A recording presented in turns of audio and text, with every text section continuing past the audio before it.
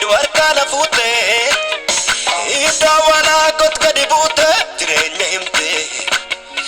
adala ko ananjate duwar kana fuute mucha kana goote sirraan argaadhe manifa sidaboo silaa yuufafa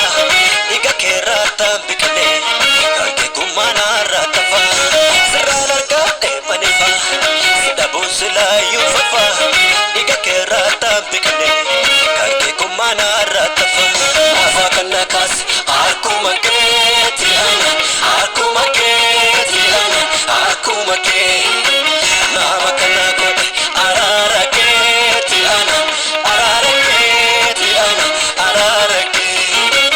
muda ko kanokse ayana keeti ana ayana keeti ana ayana kee Jesus Jesus Jesus Jesus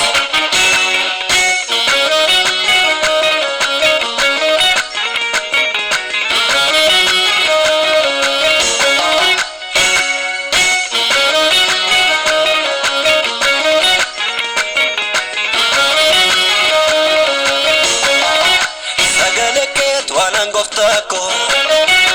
edako na hikachise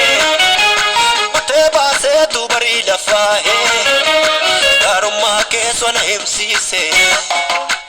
boga tumi garan konchisu daruma ke farsu male gofta yesus kudan se jalata mani kanafani kolu sitigale kaya sanaf tu patu kaya sanaf tu yesus biya la faya samote ana frene asalate